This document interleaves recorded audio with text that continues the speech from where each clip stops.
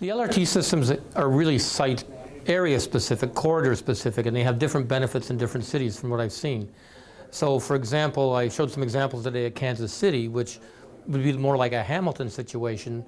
Your situation is more like a Dallas situation where you have a lot of opportunity where the train can come in and be the catalyst for people to make investment decisions in their own properties without displacing businesses, because there's just so much land in front of the malls, you've got a lot of vacant land, etc. And it will definitely do what we've seen in other places like a Dallas, where the train goes out into the suburbs and creates that catalytic event and provides the guarantee to the property owners that the government is investing in fixed transportation and they know it will be there.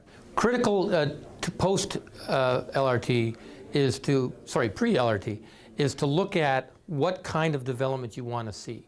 It's always more difficult to do the land use changes, the permitting changes after the infrastructure goes in, because people now who are there have it and don't see the need for anything else.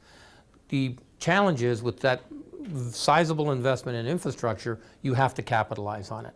And the best way to capitalize on it is for the two municipalities now to get together and come up with looking at the corridor as a whole, building on the work they've already done and saying, let's get that regulatory regime in now, the zoning changes, etc.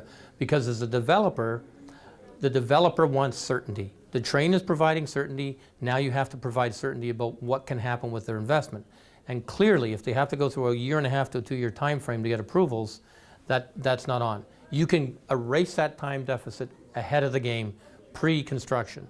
Post-construction it's very important to make sure that the community, broader community now knows there are ways to get in and out of this area quicker, that there's businesses there, and there's a real promotional side to it that the city can do, as well as the BIAs and the businesses themselves, to start attracting people in. The other thing that should happen is the city should work with the boards of trade to actually market the area to builders and go out and find the type of people that are looking to grow on the energy of this region and say, we have opportunity here. The benefits of building the LRT vary by region, but there are some basics. One, connections.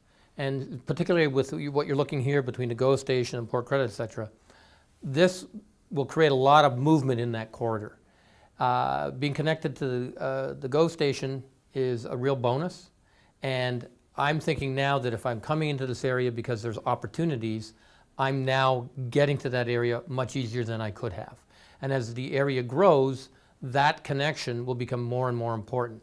But clearly, the biggest benefit of light rail is what it does to the vibrancy of an area and the revenue production of that area. And by revenue, I mean not just for the government in terms of property taxes, I mean in terms of creating employment opportunities and rewarding people for taking the risk of opening businesses, for doing new development, etc.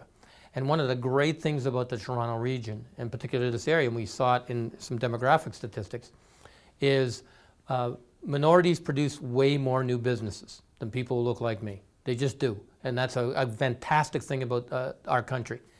And I am positive that when this goes in and as developers start to think about redeveloping the big shopping malls, that there'll be a lot more opportunities for people who are looking to invest and succeed. They will exist. And that's one of the really true benefits, and it filters down through society to the kids that will then have better opportunities. And that's what we don't think a lot about. The long-term impact is very, very positive. It's very important that the municipality does a couple of things. One, get the regulatory regime in place now for for what they want that corridor to look like, so that as an investor in a business, I don't have to go through a 1 or 2 year process to change zoning laws. They should look at making sure that their permitting processes for new businesses, et cetera, are streamlined. I can tell you in some places you have to go through a big process to change a business or start a new business. That has to be streamlined.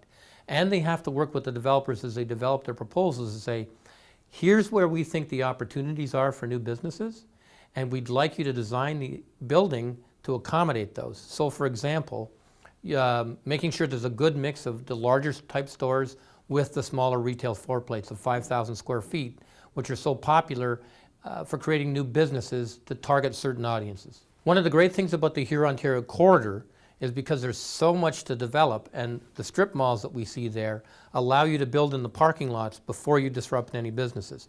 So the long-term stability of those businesses is looking very, very good. Plus, I'm pretty positive you're going to see some new developments where there'll be opportunities for those businesses to expand or look to moving into new facilities if they so desire, to give themselves higher visibility. And that's important, because when this project goes in and these malls start to develop, there will be opportunity for greater visibility for these businesses and for the businesses that follow. I think this corridor is really very cool because unlike in many places like what's happening in Hamilton, or when you extend something on a street in Toronto where there's a lot of small ownership, because there's large parcels of land here that haven't been redeveloped, because you have the strip malls with large vacant parking lots, there is tremendous opportunity over a much longer time period for things to just keep happening. And I am confident that if we have this conversation in, I'll say 17 years, that we'll see it extended further. Well, when I lived in Toronto for 25 years, I didn't get out here much. And just in preparing for our conversation today and driving the corridor, I'm sitting there thinking, wow, if you want to see change, this could be the face of change that could rival where I was working in King Spadina in Toronto. If this is done right, this could be very, very cool, and I think it will be.